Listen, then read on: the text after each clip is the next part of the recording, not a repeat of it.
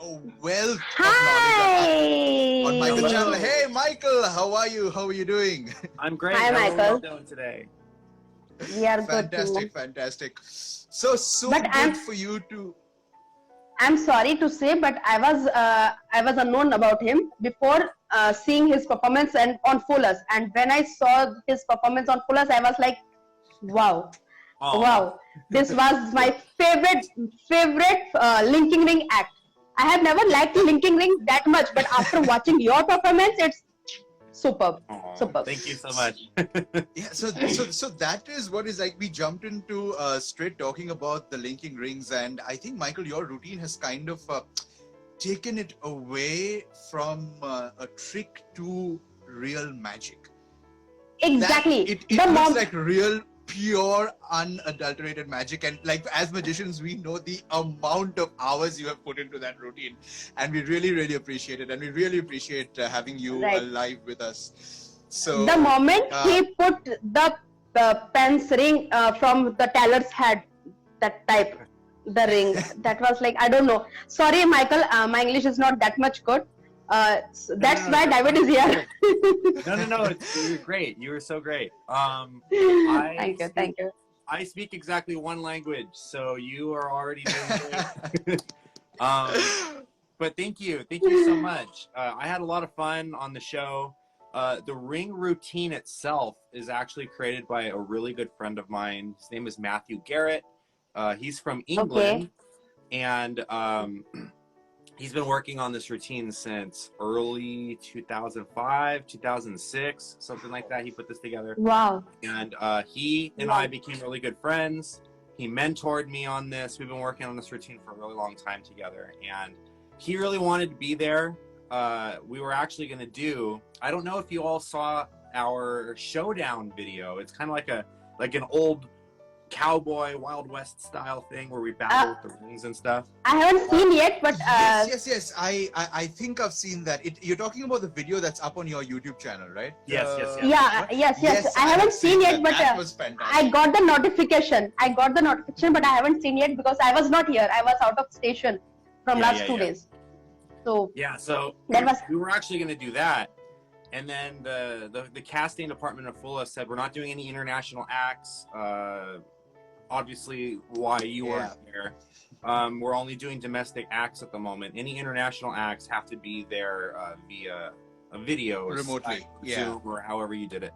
So he wasn't able to be there, but he said, Michael, I want your career to flourish, and I want you to go off and do this. How sweet. He was involved from the start to the finish, all the way through with the whole process. So I uploaded another video yesterday or 2 days ago, the audition video that I submitted, and if you watch that one and watch the final product, you can see that they're completely different. We went back and forth with Full Us casting, and Michael Close was very heavily involved. I don't know if you worked with Michael Close. I'm assuming you did. We did. And essentially what ended up happening was we communicated back and forth, the three of us. So we were involved with Full Us, and then Full Us sent me back some things that they wanted to see different. And so I went to Matthew and I was like, hey, how can we make this better? And he came back with ideas, and then we put it together. And so even though he wasn't there physically on stage with me performing the routine, he was very much there in spirit with me. So it was a really like great David. experience. Yeah. As like David.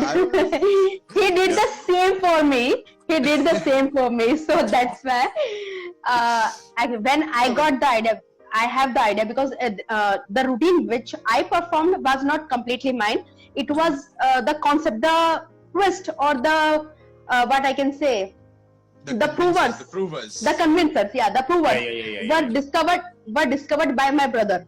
So he told me he is very great person. From his mentality, his attitude, his intelligence is very great. So he one day he came to me and he said, Anchal, can we do this? And I was like, I like the idea. Then I shared that idea to him, to David, and he said, yeah, that's we can go for that. And he told me, he modified the acts, the wherever I needed, what to do, what to cut, what to increase, what to do, lots of things. And the main thing what he did is every time, whenever I needed, they want me, the fullest team want to talk to me. He was there. I used to speak to him in my language, and he used to speak to them in English to make them understand. That was the main point. I was unable to do that, so he did a lot for me. I'll tell you what happened, Michael. Like I was going to do the exact same thing right now. So when the producers first spoke to Anchal about the mainly her interview for that introduction video, that 45-minute reel that plays before the actual performance. So the question was, tell us something about yourself and what have you done all these years? And Anchal finished off in about 10 minutes, and I'm like, okay, hang on, now let me speak. And it went on to 4.5 hours. Yeah. So what you might not be knowing, Michael, is that in India, there is a brand of illusionist, like a tent illusionist. So the Keller Thurston style is still alive in India. So Anchal has her own tour truck and a huge team and her own tent, kind of like a circus tent, but only it's a theater style tent. And they actually travel with that, and they would rent a field, and then the entire hangar goes up there, the stage goes up there, the lights go up there, and then so in India, more is more. Yep. So the longer your show is, the better the show is. Yep. Okay, let's for most of the mass audience. Yeah. Hey, those are Franz Harare's words, not mine. All right. So anyway, so they set that up, and from the time Anchal was 5 years old, she has been doing three-hour illusion shows. That is 9 hours stage time per day for 23 years of her life, 10 months a year. So you're a real superstar. A real superstar. He always says me whenever I talk to David, and he always tell me that Anchal, you are a superstar. And now you also told me. Actually, we are here, David. From whom? No, we just had a question asking from Did the Fullest Thing air? Playing Cards, did the Fullest Thing air? Yes, it aired last Friday, which was, what was the date last Friday? The 15th. Oh, what was it? I don't remember. David, we the got 22nd, one more. Yeah, the second. On 22nd of October, we got one more comment of the same guy. I want you to read. And yeah, I know, you will not read that comment. But trust me, JH Playing Cards, yes, that is in fact more than Copperfield, and it is something that is it is a thing in India. So I think India is one of the last places on earth which actually has the Keller Thurston style traveling illusion show. And yeah, we have lots of magicians here. Yeah, and though I am pushing Anchal to get into the corporate genre, because I feel that she needs to get into doing those kind of shows as well. Somewhere also deep down, I'm like, yeah, you're also one of those who's the last standing pillars who's keeping that style of magic alive in India. And I saw Anchal's show live in 2010, and it was better than Sarkar. I'm sure you know PC Sarkar Jr. It was better than Sarkar. It was better than KTLA. And it was the best live illusion show that I have seen. And how old were you at the time, Anchal? 18? Yeah, you were 18 David, at the time. We are here to hear more from Michael, not about me, David. No, I absolutely love it. First question, cool. Michael, are you still carrying a beer in your hat? As a matter of fact, no. No, it's but anyway, it's 8 a.m. I guess right there. No, okay, so right now it's a little after 8 o'clock in the morning, so I'm well behaved and I'm drinking water. Oh. I was gonna put a Guinness inside here, but I thought, you know what, I'm gonna be classy and I'm gonna keep it with water. I have a question from Michael. Yes. Michael, when you came up, when your friend and you came up the idea that you want to go with the routine you performed in the Foolers, when you finalized that you want to do this act, and how much time did it take to you to practice and to come up to this perfection that you performed there? So, great question. This piece of magic that I performed in my act is one that I've been working on for most of my professional magic career. So without going too far back, because it's like an hour-long conversation, without going too far back, essentially I discovered the linking rings in 2009. You're familiar with Shoot Agawa, I'm sure, the magician from Japan. Yes, the so ninja rings. Yeah, the ninja rings. That's right. So he performs ninja rings, and I saw him at the Magic Castle here in Los Angeles, performing that routine, and I fell in love with it immediately. Bought a set of rings, learned his routine, performed it exactly, pretty much the way that Shoot Agawa performed it, for a year or two, and then I discovered Ninja Plus by Matthew Garrett, and I thought that it was so cool because it involved other objects. It wasn't just rings linking together. It involved the wedding ring. It involved like little mints, like the little white mints. White mints, right? Lifesavers, polo mints. The giant bangle bracelets. You know, like he was linking those. So I just thought it was so fascinating to take the rings and start joining other objects with them. So I purchased his product, started learning it, and then he announced that he was releasing a new version of the trick that was even bigger and better, and the rings are higher quality and all this stuff. So I reached out to him like, oh, I got to get my hands on these. These are, you know, my one of my favorite things to perform. And we kind of went back and forth a little bit. I came up with some new of my own ideas, and I presented them to him. And he sent me things that he was working on. He was like, hey, I'm thinking about this. What do you think? And forth. And eventually he said, hey, I'm working on this new thing. No one has ever seen this before. It's completely new. I want to take a solid steel ball and I want to join it onto a hoop. And I was like, wow, that sounds really cool. And he's like, I have the idea is there, but I don't really have too many moves, too many sleights. Can you maybe play with this and come up with something? So he sent me a prototype. This was like 2015, 2016, something like that. I don't remember. 2016, I want to say. So he sent me the prototype. I came up with some ideas. The slow motion one that I did on Fool Us ended up being one of the things that I came up with for it. So that was my contribution to that. Exactly. That was fun. Thank you. So I sent him 4 or 5 different ideas that I came up with, and he ended up putting a compilation together with another magician from the United Kingdom, a magician from Korea, me from the United States. So it ended up being an international project, magicians from all over the world working on this project. Wow. And so we put that out together, and then our friendship started growing even more. And then I put out another project with him with the ring going into a glass bottle and all of these things. We finally ended up meeting in person in 2018 at the Blackpool Magic Convention. He actually set up a whole lecture tour for me all across England. We did the Blackpool Magic Convention and everything. And the rest is you know, just everything leading up to Fool Us. And it was a really long journey to get to where the routine was as performed on Fool Us. Now, I don't know if you know this, but there was a lot of material that we needed to cut and take away for 2 reasons. They wanted it shorter, and also there were things in the act that I was going to do that they were like, you can't do that.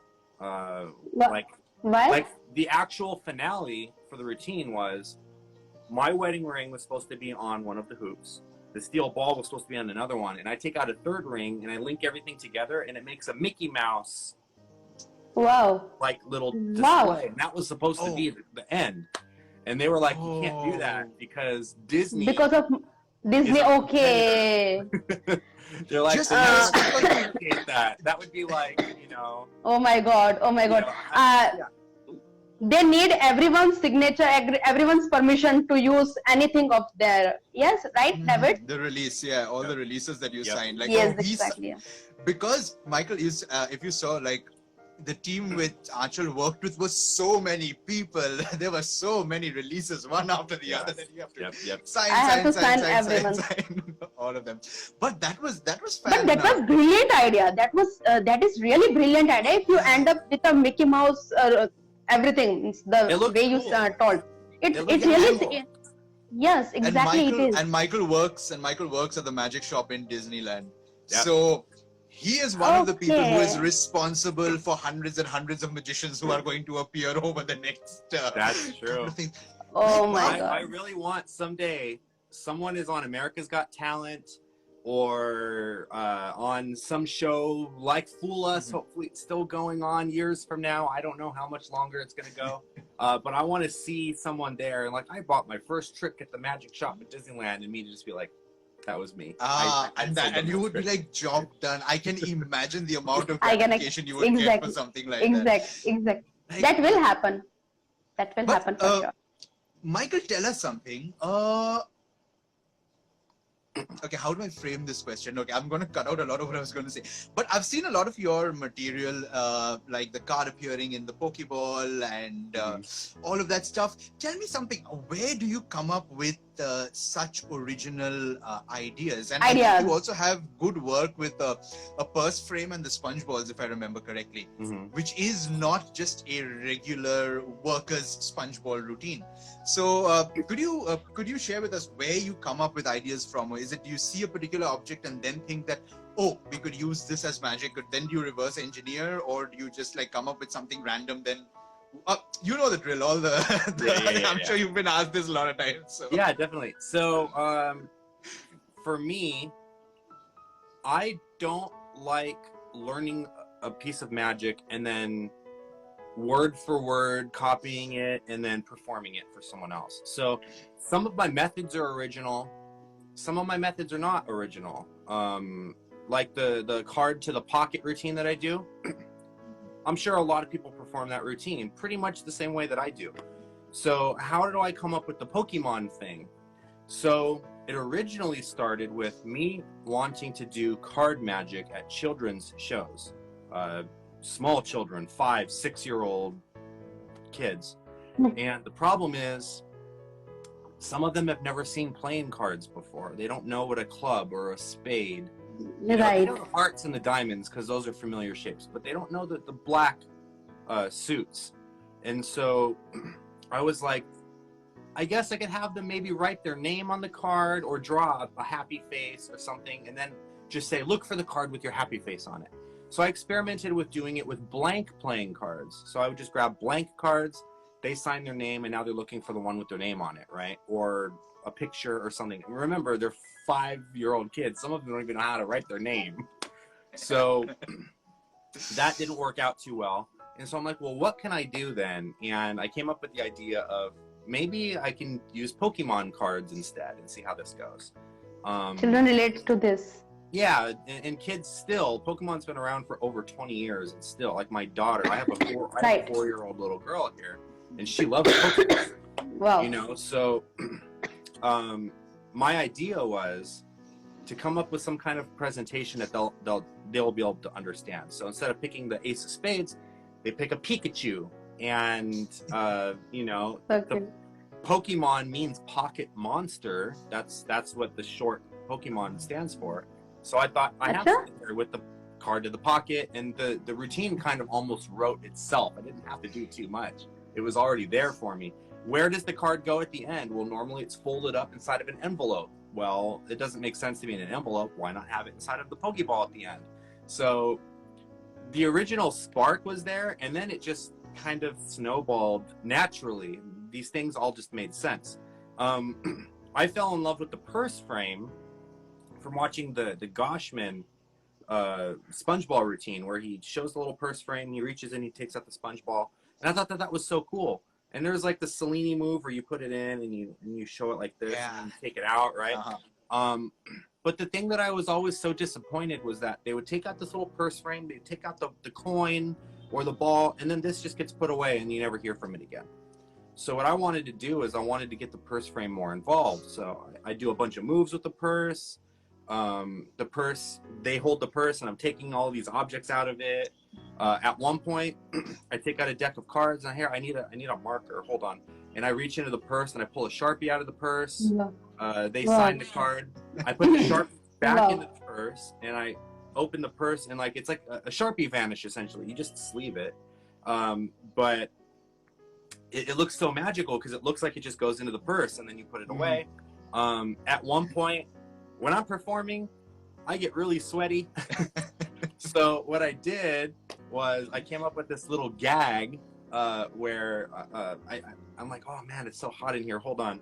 And I take out the purse and I pull a handkerchief and I wipe my face and I put the handkerchief back in the purse. Wow. And the handkerchief disappears and I put it away. But I don't do it like a magic trick. I do it just like this is just normal for me. Like, oh, yeah, it's normal. Yeah. But that is the original thing. You know, and little things like that. So I don't sit down and go, what am I going to come up with today? Because that just doesn't work. I'll be sitting here for hours, like, right? But I see something and I think that could be cool. Maybe I can take that and change it like this. Or maybe I've learned a magic trick, but I don't like the handling too much. It doesn't work for me. So I change it a little bit to make it more suited to my style. And that's kind of where my ideas come from. I don't think my ideas are necessarily super original, but I think that they're very unique in the sense that you can see my personality coming out when I'm performing. I have a passion for Pokemon and anime, and my Irish heritage, you know, my family, my daughter, my wife. I inject all of these passions into my performance so that when you see my smile, when I'm talking about these things, it's genuine. It doesn't look like, you know, like, for example, there's one piece of magic that I perform in my act. It's called Venom Cube by Henry Harris. Have you heard of this? The Rubik's Cube, where you show the two cubes and all the sides are the same. It's a cube match routine. Actually. Exactly. So I perform that in my act.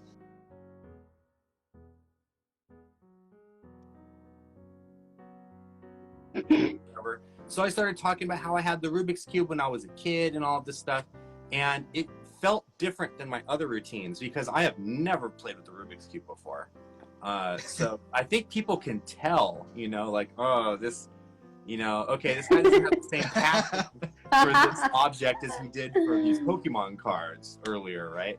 So rather than making it this whole story, I decided to, instead of making it about myself, I wanted to make it about someone else. So I pull out the Rubik's Cube and I talk about the Rubik's Cube. Who here has ever solved one before? I've never been able to solve one. I've always wanted to. It's one of my goals one day to be able to solve one of these Rubik's Cube, but I just don't think that I have the patience and I'm not smart enough to be able to do it. Raise your hand if you've never been able to solve one, but you've always wanted to. And then people raise their hand. I bring them up, and then, you know, I say, okay, you are going to solve this Rubik's Cube for everybody. And then they go, oh, okay. And I go, but you're actually going to do it behind your back. And they're like, okay. But that's not all. You're also going to do it blindfolded. And I put a blindfold on them. I spin them around to like orient them and things. Impressive. And then they mix it up behind your back. And the whole audience, 10, 9, 8, and they're counting down. And then stop. Bring the Rubik's Cube out, and everyone's going to go wild. And they bring it out, and it's still mixed. It's not solved. Yeah. Right? Mm-hmm. And everyone is like clapping. And this person is getting really excited because they think that they solved it. Remember, they still have a blindfold on. Yeah. And then they take the blindfold off. And they look disappointed, like, oh, like I didn't solve it. And then I go into this whole thing about how, you know, thinks that solved means that all of the sides have to be blue and yellow and white. But all it really means is back to its original position. And its original position when we started this presentation was the position that you put it back into. If you don't believe me, I'll show you. I actually mixed another Rubik's Cube earlier, the exact same way as the one that I gave you. So then I take the other one out and then I show all the sides match. And then I use a line about, you know, never let anyone tell you, you know, how to live your life. And maybe we're not all perfect, but, you know, for one person, they might see this Rubik's Cube as solved. Another person might see this Rubik's Cube as a mess, but just know that you were able to do the impossible and like all these things and make it like really light and happy for that person.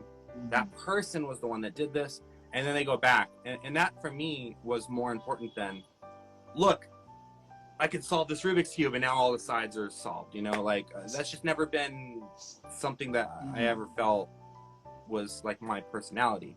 So I guess the moral of the story here is a lot of the things that I come up with are just things that I see that I think make me happy, and then when I'm happy in my presentation, that shows, and I want other people to experience these things too. So what I come up from what I come up from your all this conversation is you exactly reach to the audience or the people who is there with you in the show as a volunteer, to their heart. You exactly reaches to their heart, and this is, for me, this is very, very much important rather than showing just a trick. There is a big difference to show a trick and show a thing that can relate to them, that can reach to their heart, and that can make them happy. And that experience, I think they will never forget for their life forever. So that is the experience you are giving to people, and that's amazing. Look. And people remember Michael and his big Irish balls after the show instead of this is where the card went, that is where the card went. So, right. I went to your website last night, Michael, and I saw that right at top, and I'm like, that's my quote. That's my quote.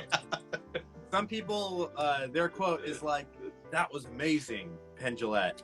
Other people, "You really fooled us with that one, Pendulette." My quote, I put the whole thing. You put the whole thing there. I saw that. So, I don't know. I guess, Anchal, you can put, but you had a monkey dash Pendulette. That's right. But I really, monkey. We love the monkey. So, okay, funny story. So, as you know, we were watching the performance live. As soon as it started, YouTube automatically flagged it for copyright, and it got I know. We down. were both watching. We both were watching. Yeah. So as you both know, and the moment the monkey ran in the back, everyone in the room that I was with, they were like, "Was that a monkey? Like what was that?" And I'm like, "That was purposely built in. That was the misdirection." So that and it was not. In reality, it was not. Actually, when I performed the whole performance, even I didn't know that a monkey ran behind me. David knew it, and he didn't tell me at the moment. After the whole thing cut, he said, "Okay, cut now," because he was a stage manager when we were filming the video. He was there to say everything. Okay, music, action, stop, cut, whatever they are cueing me. He was there.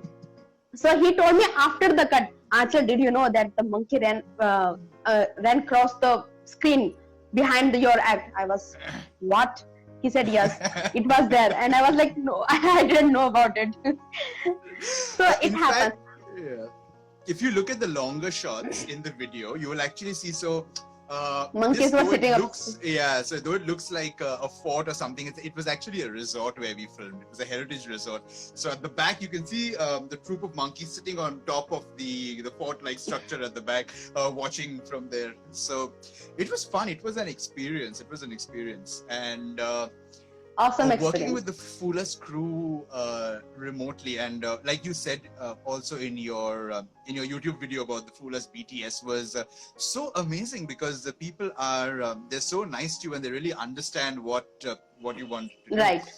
And right. When we did the rehearsal on Zoom, Michael, and after everyone left, it was just Anchal, myself, Anchal lives in Rajasthan and I live in West Bengal. So it's on two other sides of the map of India. So it was just Anchal, Michael Close and myself, because as everybody knows, you need to explain what you're doing to Michael Close. He needs to know how exactly the trick works. And so I was telling Anchal's assistants in Hindi, it's like, okay, goes, and they are not going to reveal the trick there. I'm like, no, you have to do it. And they're like, no, we are not going to do this right now. It's like, how can we reveal even I agreed, but the girl whose head was rotating, she was telling me, no, we can't, Achal. Even her parents don't know how how everything works there. And she said, this is the first time we are going to reveal someone how we are doing it. And she was like, I don't want to. I said, it's okay. We will be on the show. It's completely we okay. get on the show, we have to show it. So I had to convince her. Okay, so now my next question is from you, Michael. From how many years, means when you applied for Fullers for the first time? Because the question why I asked you is because this fortunately I got selected in the first time. But I heard from your YouTube video that you you sent your video, I think 2 to 3 years back, or I don't know. So I just wanted to know more about it. How you sent it and what reply they gave and how it come up to from then to now. Yeah, so I auditioned I think 3 times. Of the same routine? I'm sorry? Of the same routine? The same routine or the same linking ring? No, I sent multiple performances. So the first time, I don't even remember exactly what I sent them. I think I sent them something with cards, some card routine that I was working on at the time. I sent them a few different things, and unfortunately, a lot of my magic is very heavy into the theming and the presentation. So Pokemon, already know. Anything with the anime, any of my book tests, already know. You know, my purse frame stuff, I think, was something that I sent them, and they were like, it's sponge balls, you know, like, it's sleight of hand stuff, but like, we don't know if that would make good TV or not. So my experience with them has always been very positive. They've never just been like, no, sorry. They've always said, we don't think that these ideas would work, and here is why, but we're excited to see what else you have. So my experience has always been just to send in, so for anyone that's watching that's interested in auditioning for the show, just to send in your best ideas that you think would make great television, as far as like the tricks themselves go, and then also to explain why you feel you would be good to be on the show. Like, what do you have to offer from a whole storytelling standpoint? Like, so for me, it was all about my Irish heritage, and I'm a family man, and I have a little daughter at home that loves doing magic with me, and all of the things that had nothing to do with the trick. I think it's important to include those as well. So the first 2 times I sent a bunch of things. The linking ring routine was one of them the second time I auditioned. And I don't remember exactly what the feedback was. I think that they were just not ready to have me on the show that season. The routine that I was doing didn't match up with the other acts or something. I don't remember exactly what it was. They said straight up, no card magic. Do not send us a card audition. We have too many cards. They have lots of, they have lots of card magic. Like, so please do not send us anything with cards. So last year, or earlier this year, when was it? Like March, February? I don't even remember when I auditioned. March, right? So I sent the routine, and I said, Matthew, Garrett, and I want to do this. So we sent them the showdown video that we did. I sent them clips of Matthew performing the rings on his own. I sent clips of myself performing rings on my own. And they were like, this is great. We would love to have this. And then we broke the news to them that Matthew lives in the United Kingdom. And they were like, oh, well, we can't have him over because of COVID and all of these things. Yeah. Yes. And so it was a hard decision. I was like, don't worry, Matthew, I won't do it. I'll just tell them, never mind, I don't want to be on the show anymore. And he was like, I can't do that to you. Like, you have this opportunity to be on the show. He was really upset that he didn't get to be on the show, just not because of his ability or because... Just because of the COVID. Just because of COVID. It kind of, you know, just because of the COVID, yes. It ruined it for everybody outside of the United States. So he was very, you know, torn up. He was like, you know, I really want to be there, but who knows how many more seasons there's going to be after this. There might not be another opportunity to be on. So he told me to go ahead and do it. So yeah, so then the rest is history. Like I said, we went back and forth with the Foolus team, and we worked out a way to do it. And Matthew stayed involved from a consultant standpoint, where he was talking to me. It was his idea. He was like, Michael, you gotta link Penn's ring on Teller's forehead. Like, you've got to do that, because I wasn't going to do that. I was like, Matthew, that's like your thing. Like, I don't do that. Like, I've never done the forehead link before. I'm just not comfortable with it.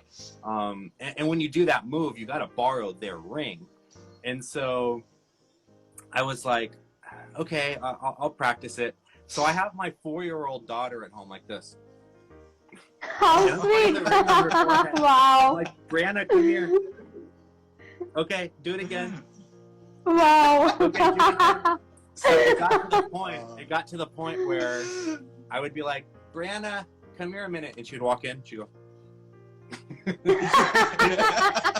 I was gonna practice that move. So, and my wife too. I had my wife there, and I was like, honey, can I ask you a favor? And she's like, what do you want? And we look up at the ceiling. So that was epic. And I'm practicing that move. That was the new move that I hadn't ever had in my act before that I had to learn for the show. And that completely fooled you. That was the fooling thing. That completely fooled me. So I had Penn up there, and I asked him, and I don't know how much of your act they cut out. I don't know. Did they show your full act the way that you submitted it, or did they take pieces out of it? No, it was exactly as it was. It was exactly stamped. Yes. Mine wasn't. It was they cut a lot out, believe it or not. I think mine was a little too long, is the problem. So there was a moment where I say, Penn, I'm noticing that you have a ring on your finger. And he goes like this. He looks me in the eye and he goes, this is my father's ring. He gave it to me before he passed away. It's very special. And I'm just like, I don't know if I turned red at that moment or what, but I could feel the sweat starting to pour. Yeah. In my mind, I'm like, I'm going to put this on Teller's forehead. And here's the problem. I didn't get a chance to practice with that ring. With that ring. And that ring is not flat all the way around. It's thin on the back and it gets bigger on the other side. So it's on the front, right? It's like this, right? It's like that, right? So here's the problem. If I hit it the wrong way, it's supposed to flip up to link onto the ring, and then I bring the ring up and it's linked on. If it flips to the side and falls on the floor, my career is going to be over. I just dropped exactly. You know, I don't know how expensive that ring was. I'm guessing it was pretty expensive. But not only that, it was literally given to him by his father. So I'm like, this is the moment right here. If I don't do this right. So I'm like, oh my God. Oh my God. Gentlest link you'll ever see. Just, and as soon as I saw it on there, just a sigh of relief. I'm like, okay. Because the rest of the routine was easy. It was stuff that I've been doing for years now. So, yeah, I was like, okay, once that moment was over, then everything was good. If that thing happened in India, we would have taken all of the goats' name. I don't know how to make you understand, David. अगर अपने यहाँ पर होता है समझाओ उसको कि हम लोग सारे भगवानों का नाम ले लेते हैं भगवान ये गलत नहीं हो जाए ऐसा नहीं हो जाए ऐसा नहीं हो जाए. Yeah, so basically there are what 33 crore gods, right? Yes. Yeah, so yes. What Anchal means is that if that was in India and if she was performing it, that she would pray to each of the 33 crore gods. Please. ऐसा गलती नहीं हो जाए. Like praying like that, just it can't go wrong. You have just one chance, and you don't have the time to do practice or to do something else. So a big risk you have taken there. No, but yeah, you took a big risk. Yeah. Another thing, Michael, that I noticed was especially in your ring routine. Now, I might be wrong on this, but I think I saw some David Williamson moves with the ball bearing and the ring. I don't know if I'm correct, but I feel it was like very different with like doing it with the ring than doing it the way that it's regularly done by other magicians. I don't know if I'm correct about that, but I think I saw a little bit of David Williamson in there somewhere. There's a little bit of like a strike vanish kind of thing. Yeah, going on a there. strike, kind of a So- strike. But that was like, wow, like a completely different object. I wouldn't think about it. Here's a really interesting thing now. The main selling point of this routine was my wedding ring is joining onto the ring. You can see that it's linked on there. And then I hand that out and you can fully examine it. The ring is completely solid. The wedding ring, it's not like a hamburger ring. The wedding ring is completely solid. They can feel all the way around it. They can feel all around the hoop. And everything is just completely solid. And that's the moment that's supposed to fool you. And most people, from what I've seen, that have watched the performance, completely forgot about that part. They were talking about the forehead, and they were talking about the steel ball at the end. So it was really interesting. Also, when Penn was giving his explanation, they cut a lot of that out too. Yeah.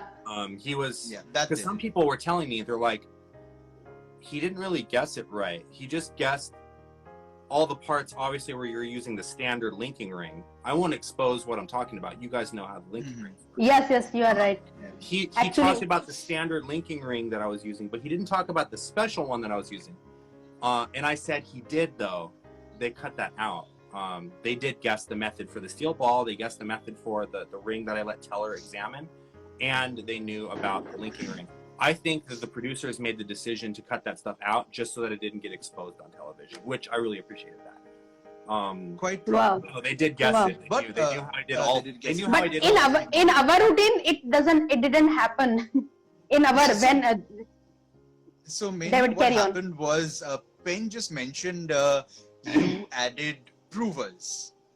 that's But it. how exactly the provers work, that was not really touched upon, even when Penn spoke about it. Mhm. So, And that was the thing we have thought of and we have worked. So my brother who gave me that idea, he was keep asking me again, Anchal, mail them and ask them, did you really understand? Because we didn't understand the codes, the exact codes what they were talking about. And it was his idea and he was pretty much sure that it can follow. We are not disappointed that we didn't follow it, because being on the stage is itself in a great opportunity for us. So it's not like that we disappointed, but we really wanted to know that if they can figure it out or not. But it didn't happen. They didn't tell this. They just said that yes, you did the statue illusion with some of the provers, but it didn't. They didn't explain how you work with the provers, because the marks on the hands were original, the face were original, and all was done. Before that, the girl went to inside the box. Yeah. So we both were waiting if we get a chance to ask, and I said him, just leave it, work on another act and let us think on something else. Leave it there. Yeah, because that's a really great point, because I think when they kind of have it, but maybe you're not sure if they fully do or not, you kind of let them have it, because if you argue with them, oh yeah, well, what about this? You What didn't about say this? this?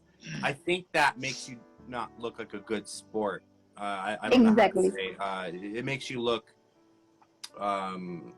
like you're not ready to play along, like you're being selfish. I don't know how to explain it. and it also just I looks felt good. in case, also I felt that in case it was not the way in which they said, that Michael Close would have informed Allison that, okay, because Allison would go, okay, I'm hearing the judges.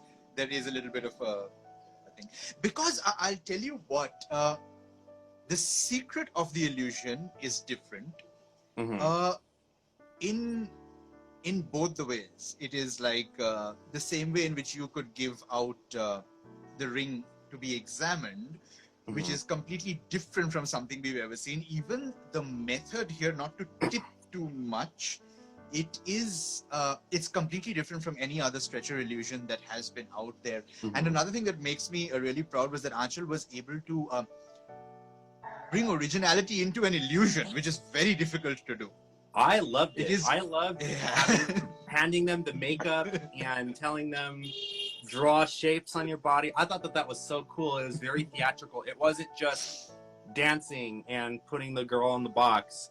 And the magician doing this and then the girl doing her thing. It was like a whole thing, you know? And one thing that I want to say, and I just want to make sure that I get this in before we get off of the live here. One thing that I really loved about your performance, and I'm saying this as someone living in the United States, but I want this to kind of be a worldwide thing too. I thought that it was really important that you were able to do your act, not only, you know, to represent your country. India was right there, front and center stage. Everyone was able to see, you know, this is India's moment to shine and everything like that. But you also were able to give, and I think you mentioned this in the thing too, you were able to give women and young girls who might think about doing magic, and specifically, I think this is important, women of color too, okay, especially in the United States. They were able to see that, and they were able to see, you know, this is something that I could do, and they were able, Anchal, they were able to look up at you while you were doing this and aspire to be able to know that these dreams are possible. I can go on national television and people from all over the world got to see your act. So I just wanted to say that was my favorite part of the thing. The magic was great. Much, Michael. The magic Thank you. The theater was great. Everything was great, but I think that was my favorite part. Thank you so much. Thank you. Michael, living in India, this point David, that you mentioned did not David, even occur to us. Sorry to Yes, interrupt. Amanda Sorry is to with interrupt. us, I know. Yes, I just want to ask her if she would like to join us here. I just want to, hi Amanda, if you are here with us, I would like to have you here. Then yeah, here will be we are three fullest performers in one live. So if you are here, I would like to have you on live. Yeah, please carry on. Let's wait for her reply. Yeah, so I never looked at it that way, because living in India, we are all brown.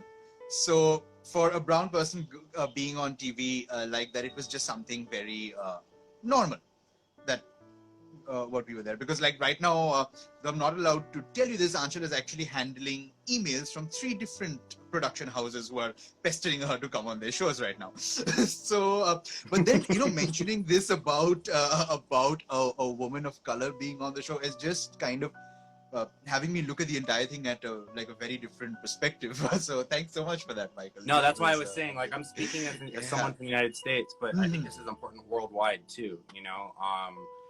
I think this show does a really good job of having different people from different cultural backgrounds and different countries. That they do. And magic is that universal thing that we all share. That's why so much I love going to these magic conventions, specifically the Blackpool convention. I don't know if you're planning on, are you planning on traveling? I really want to go. I really want to attend. I have never attended any of the international convention, but I really want to. I think, David, we should go. What I think we should go. We could take a trip down to the UK. Maybe go to Blackpool sometime. Yeah, because the thing I love about it is I go over there, and you know, there's just so many people from so many different cultures and speaking different languages. And even if I'm performing for, like, I performed for a French person that didn't really speak English too well, and we both knew, like, that was so cool, and like, you know, the handshake and coming in for the hug. You can tell from the reaction. We don't even communicate the same language, but we both were able to share something, and I think that that's very important. For us, magic is the only language that we can speak up and understand with our magic. We don't need to explain or understand with our particular languages. So magic is enough. Yes, that. All right. So we have lots of things. I think we have 10 more minutes to end up the live. Anchal does not want to let you go. I asked. We'll do another one. We'll do another one. Yeah. I would love to. We should But totally do that. It's really okay. So one advice, if you want to give other magicians who want to be on the show, fool us, what advice would you like to give to other magicians? Yeah, so I kind of briefly touched on it a little bit earlier. What I have noticed that will get you on the show is there a dot? Is that me? Or no, it's coming from... No, that's probably from Anchal. Okay. Your dogs are barking, Anchal. I'm sorry. I'm really sorry. I wasn't sure if it was coming because I'm right behind you. I wasn't sure if it was coming from outside. Because if it was me, I didn't want you to. Yeah, that's all right. No. So, my advice is, obviously, you want to submit a piece of magic that you're very comfortable performing. You want to make sure that you kind of tailor it for a television performance. If you're trying to fool them, that's great, but that's kind of the last part. Putting the trick together and having it play well on television and everything, that's more important than, is this the trick that's going to fool them? Because I could have gone on there with something that I knew for a fact was going to fool them, but maybe it would have been boring and people watching wouldn't have cared, you know? So you want to make it entertaining, you want to make it good for TV, because remember, these aren't magicians that are watching. This is just, you know, a wide all over the world. Everybody's just watching. So that's one part. The other part too is, how marketable are you? You have to think in a business mindset of someone that owns a television network, that they need ratings. They need to be able to sell you. How can they sell you? Like, what is that thing about you that makes you special that they can put on television? So again, for me, it was about like my Irish heritage. It was about my family, and they also cut a lot from that too. They were going to do a whole thing on the Disneyland Magic Shop, that I work in a magic shop and that I run a YouTube channel that teaches magic and all that stuff. I think they decided to not do that because they didn't want to have to get YouTube and Disneyland involved again for like copyright reasons and stuff. Legal reasons, yeah. But those were some of the ideas that I pitched them too. Yeah, I work in a magic shop. I work at Disneyland. I run a YouTube channel that teaches magic to people. You know, my wife and daughter are very involved in my magic. My Irish heritage is very important to me. They were asking, they were like, "What's with the hat?" And I explained, well, my father's father, granddad, great granddad, was Irish and passed down, you know, like certain things. Like he had a ring and the hat and like a shillelagh, which is, if you don't know, it's like a walking stick, like made out of like a really strong, like those things that were passed down, right? And so that whole idea was kind of rolled into it. And so for me, this whole package is what they want to see. So if you're going to audition for the show, don't just send a magic trick. Kind of come up with a whole presentation, a story, and then explain, this is why I think that like it would be really fun to have me on the show, you know, XYZ, whatever your presentation is. One of the examples that I used, a mentalist friend of mine, his name is Dustin Dean. He got really popular on TikTok because a lot of people were claiming that they were psychics and that the magic that they were doing was real supernatural stuff. And so one of the things that he does is have you ever heard of James Randi? Does that name sound familiar? Yes, Right? yes. So, he knows everyone except me. I don't know. Sorry. I'm really my GK is very bad in magic. I'm really sorry. No, I'm like that too. No, James Randi was a very famous magician who would debunk these spiritual claims. He had a $1 million prize. He's like, if you can prove that you can really talk to the dead, I will give you $1 million. So my friend Dustin Dean has doing that same thing on TikTok. He has the $1,000 challenge. I think actually he said it's $10,000 now. He's raising it more and more. He's just got to make sure he has the money to back it. He has the money.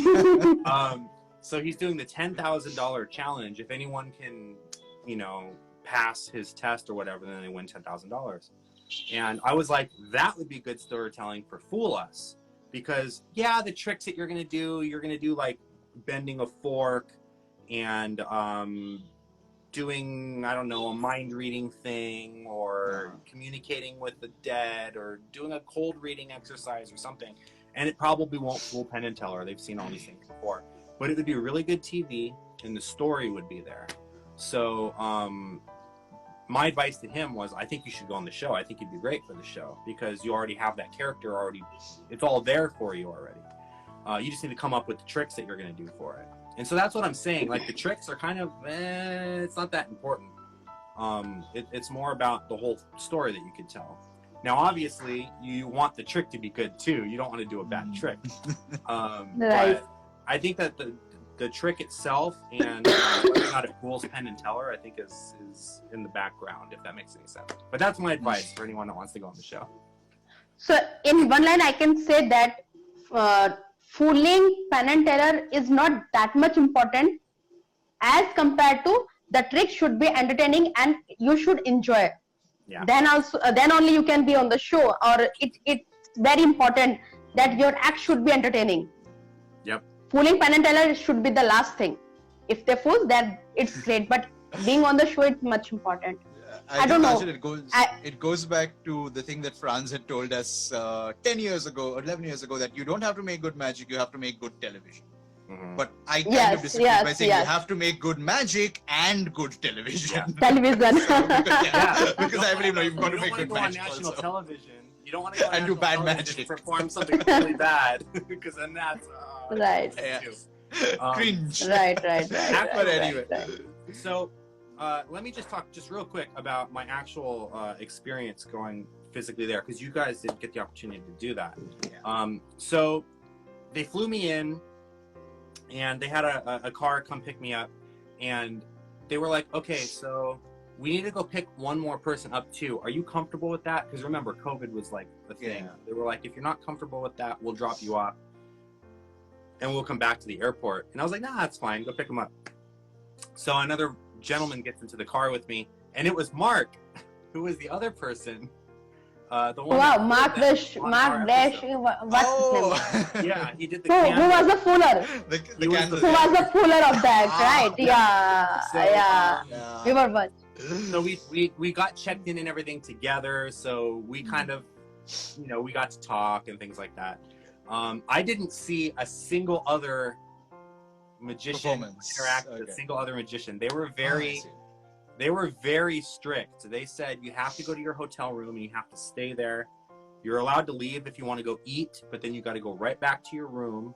You have to stay in your room. You're not allowed to go party. You're not allowed to go gamble. You're not allowed to go drink. Like, you have to stay in your room. And it was because of COVID. They did COVID testing every day before the shoot. And that's to keep Allison safe. That's to keep Penn and Teller safe, because when you're up there performing, you take the mask off, and Penn and Teller were right here. So imagine if I was infected with COVID, they would have been like, no, you're done. You can't be on the show now, because we can't have you go in the theater and perform for them if you're infected. Perform with them. So it was a really interesting experience. That everything was such tight on lockdown. And on my last day, the woman who was I guess the stage director, I'm not sure exactly what her title was. She was kind of the person that was in charge of getting the acts through makeup and getting the props all ready and getting the stage set and all that stuff. After I was all done, she was like, go enjoy Vegas now. Go party or now it doesn't matter. But then you couldn't fly. I don't know if you could fly back in case you tested positive. Well, lucky for me, Los Angeles and Las Vegas, it's only like a 3-4 hour drive apart, so it wasn't that bad anyway. It was like a 30-minute airplane ride. A 30-minute flight. Yeah. Nice. How many days you have been there for the total shoot? Means including your intro part and the discussion and everything. So how many days you were there in the Vegas? Yeah. So I flew in. That was day one. We landed. We filled out all of our paperwork, did our COVID testing, signed for my paycheck. A lot of people don't know they pay you to be there, so that's cool. Did they pay you guys to be in there? No. No. Okay. I think it was the domestic. Acts that got paid. Probably. But so for that, I apologize. I don't mean I'm to sorry. No. I didn't get what was said. We'll talk about it after the live. Okay. It's not important right now. So filling out all the paperwork and everything like that, and that was pretty much day one.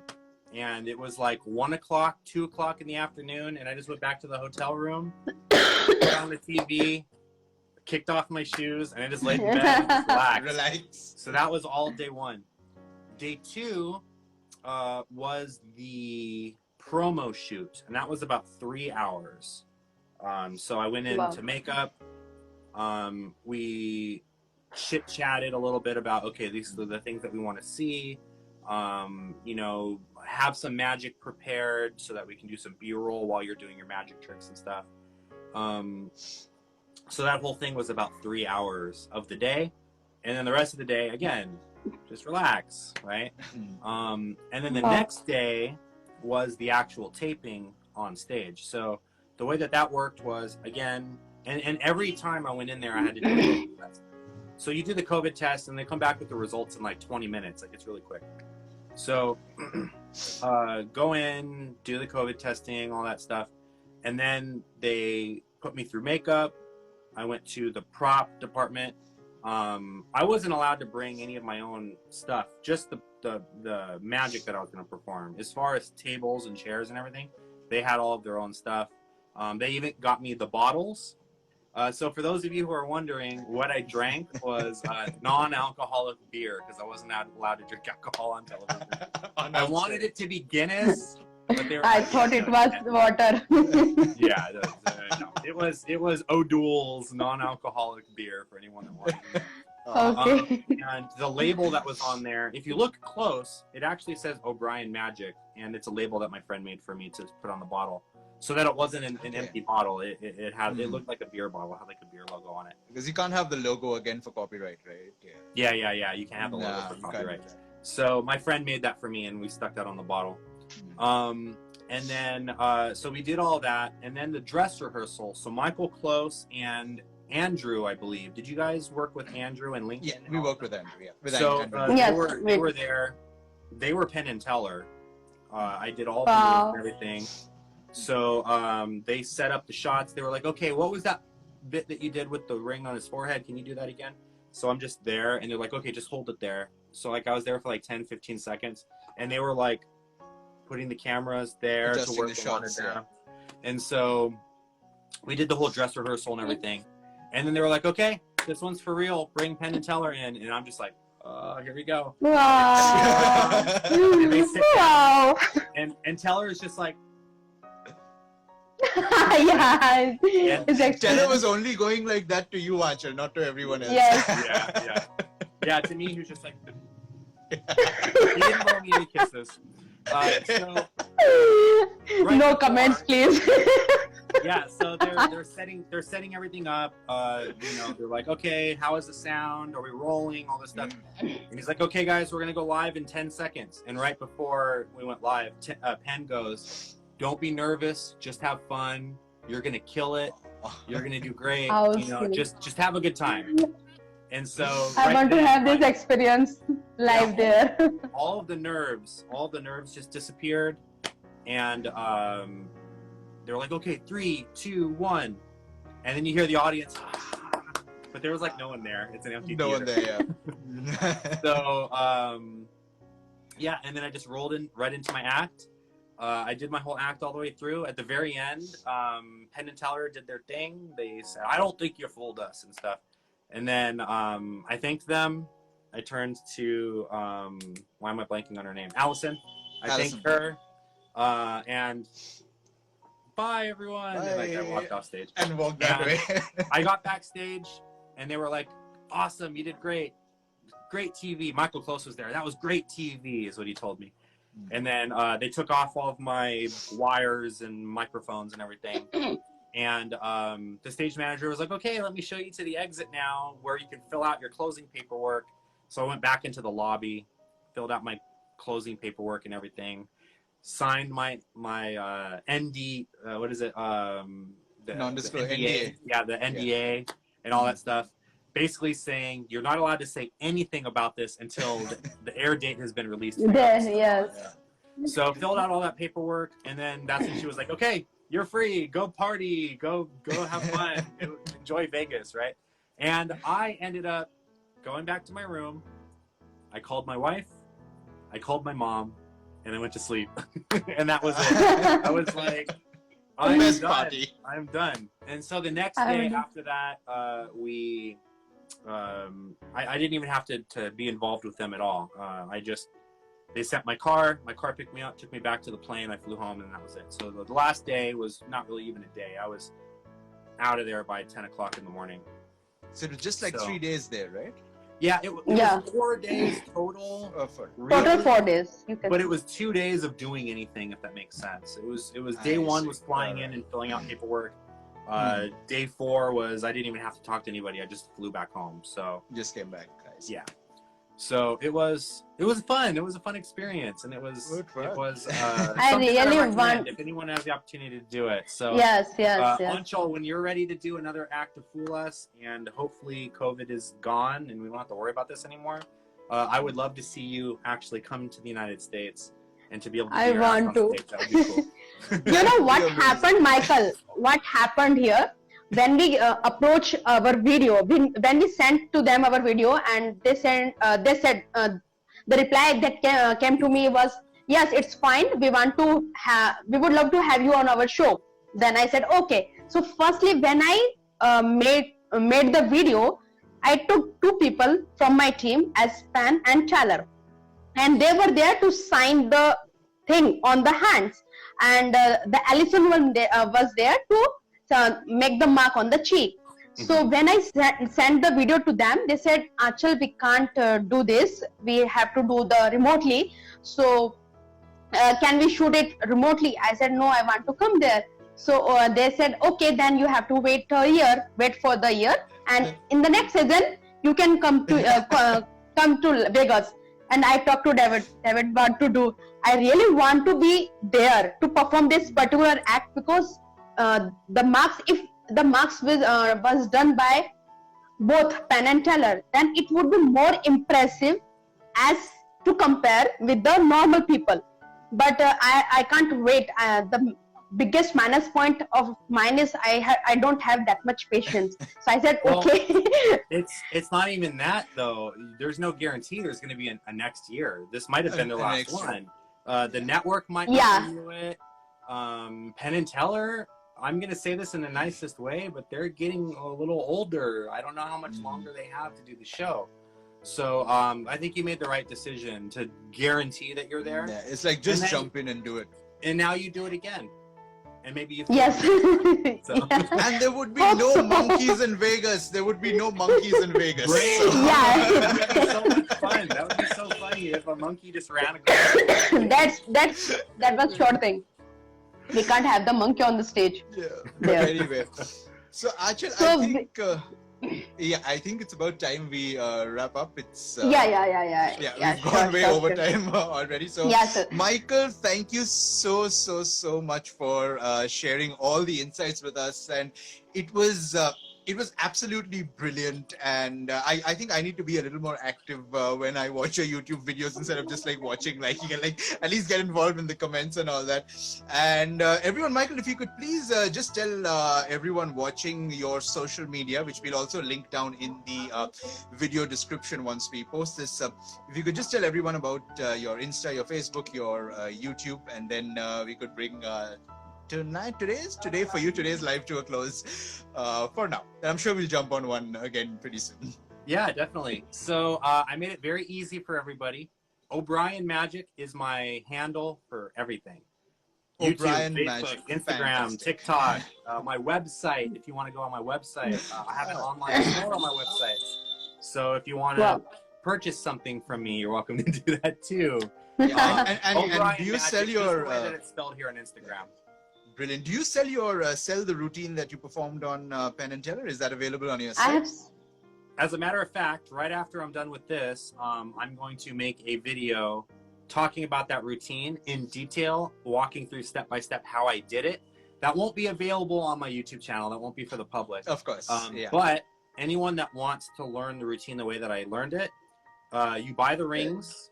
So Matthew Garrett and I partnered together to sell those ring sets. And you'll be able to do the act exactly the way that I did it on television. Tom Brooks came up with the idea to use the bottle opener, which I fell in love with that right away because I'm like, that's my character. I'm already producing the bottle. The beer. And so, I'm like, why not use the bottle opener in the ring The routine bobblade, too? yeah. So that is also part of it. So you can learn that routine too. And it's a whole bundle together that I'm putting together called the Fool Us Ninja Plus bundle. So anyone that's Ninja interested Plus in learning Fool Us that routine edition. is able to do that. Yeah. we gotta squeeze every penny out of this opportunity from like a performance standpoint and selling these ring sets and stuff. So it's been good. It's been really good. Yeah, and hopefully as Mr. Ray Green, I don't know if you spoke to him, who says if the stars align, we shall meet sometime either in India or in Blackpool or in the US. Who knows? But I would definitely love to meet. So thank you so much, Michael. Thank you very, very much to be on the live. It was so fun, so amazing, but moreover, it was so informative, very so exciting. Learning. Yeah, whatever you said about your experiences, I'm damn sure those magicians who are watching us live or who are going to watch after the live ends will definitely that will definitely help them a lot to be on the show. So thank you so much for being with us and sharing all those things you have. And definitely we are going to do one more live soon, whenever it can be happen. Anchal, David, thank you so much for having me on. Thank you so much. Bye. It was a pleasure, Thank Michael. you for watching the live stream. Bye. I'll see you guys again. Thank you. Sure. Thank you, Obran. Thank you, Dave. Bye. Thank you so much for watching this video. If you haven't already done so, make sure to click the subscribe button and don't forget to ring the bell. That way you'll know every time I upload a new video. If you'd like to check out some more magic, visit us at obrienmagic.com and be sure to check out our online magic shop where you will find the latest and greatest magic books, downloads, and accessories.